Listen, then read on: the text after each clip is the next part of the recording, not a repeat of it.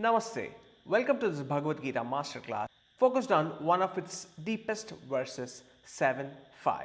We will see how commentators like Madhva, Ramanuja, and Srila Prabhupaad color the verse with their distinctive theologies.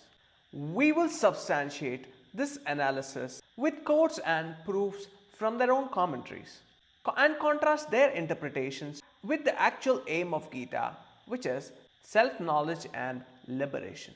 Apareyam itastvanyam prakritim vidhi me param jivabhuta mahabaho yayedam dharyate jagat. Bhagavan Krishna draws the attention of Arjuna by talking about twofold Prakriti, Apara and Para.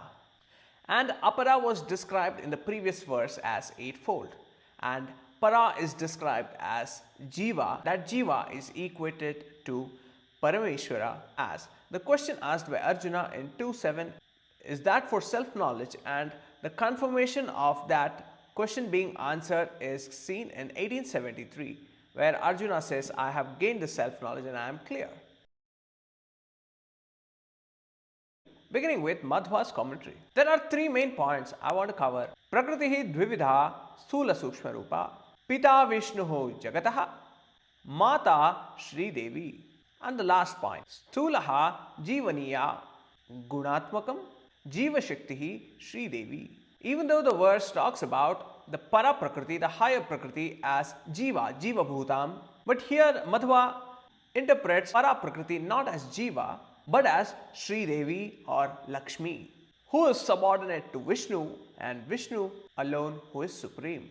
And what about Yaya idam dharyate jagat, which is directly pointing out that oneness with Jiva and Ishvara? Madhva says that sustaining principle is not talking about Jiva but is that of Sri Devi, is credited to Sri Devi or Lakshmi. He ignores the direct meaning and blocks the idea of self-knowledge and liberation, insisting only on difference and dependence. Prakritihi Sri Devi, Prakritihi dvivida sthula sukshma rupa, Sri Devi sthula sukshma rupena, Jiva bhavena jivatmanam dharyate, Pita Vishnuhu jagataha karane mate, Mata Sri Devi, Achetana Chetana bhutayaha dvivida prakritihi. Madhva divides the reality dualistically. His commentary spends great energy mapping Para Prakriti to be externalized, personified divine feminine energy called Lakshmi. He reroutes the Gita's direct non-dual thrust into sectarian dualism. This negates the verse directly. Gita 7.5 affirms Jiva Bhutam Mahabaho Yaya Idam Dharyate Jagat. That which sustains everything, the Para Prakriti, is in the form of Jiva and not Lakshmi, not a dependent soul, but revealing the direct truth that Jivo Brahmeva na Paraha. Now let's proceed to look at Ramanuja's interpretation. Jiva Bhutaha iti Jivaha Para Prakritihi Sarvam Chatad Jiva Sanghatam Atmarupena Pratishthitam Mama Swarupamshatvat. All these jivas are my own parts. Esha jiva bhutaha mama swarupamshaha mama sheshata natu mama abhinnata. Pointing out the jiva is always a part of that Vishnu and never one with that Vishnu. He identifies the jiva as Krishna's higher Prakriti, Para Prakriti, unlike Madhva, and also admits that this Para Prakriti sustains the entire cosmos. However, his own theology compels him to immediately qualify that Jiva. Jiva is only a part, forever dependent, never truly identical to Vishnu. His Sharira Shariri doctrine means there can only be Bheda Bheda. This too is negated by the verse directly, which says Jiva Bhutam Yaya Idam Dharyate Jagat. This verse gives zero mention about plurality or dependence. The verse is a declaration of absolute oneness, otherwise called Jiveshwara Aikyam, as expected in the context of self-knowledge. Now let's move on to Srila Prabhupada's distortion of this verse, who talks about gendered soul and Vaikuntha guidebook. Jiva Bhutam. He comments on this word as these jivas, living entities, are superior energy, para prakriti, and are feminine by constitution, controlled by Krishna, who is masculine. The living entity is never Purusha, always Prakriti. Even Lord Shiva is Prakriti, only Krishna is Purusha. All souls are feminine in relation with the only male Krishna. Prabhupada repeatedly describes Gita's goal as surrender and devotion service, which is meant for entry into Goloka Vrindavan, as the soul is feminine and a maid servant enjoyed by Krishna, who is masculine, and never one with Krishna.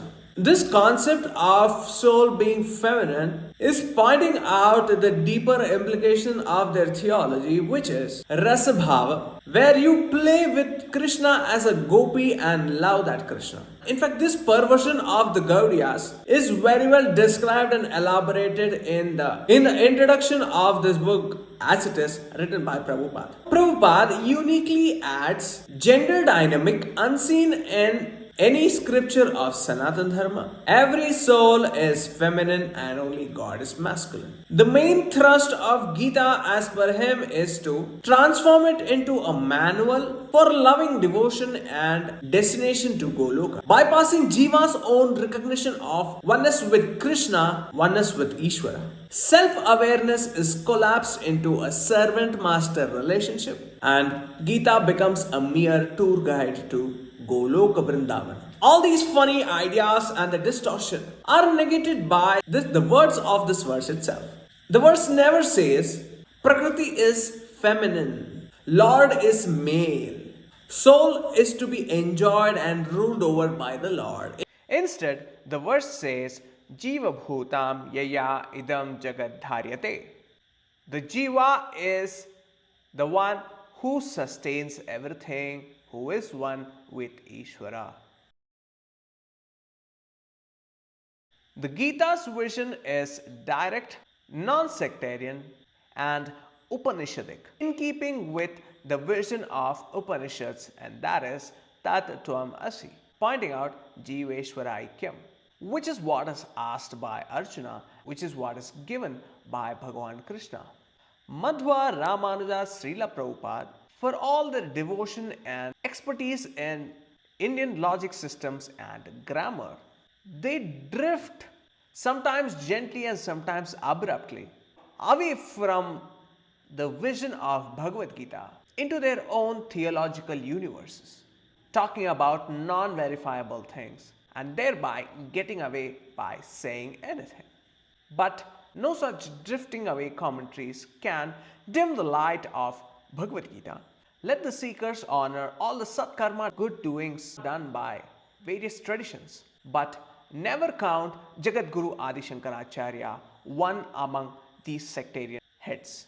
Indeed, it is Jagadguru Adi Shankaracharya who alone understood, acknowledged, and commented on the Bhagavad Gita, and through that brought out the light of Bhagavad Gita, handing it over to humanity. Indeed, that's what makes him the real Jagadguru of all time. Namaste.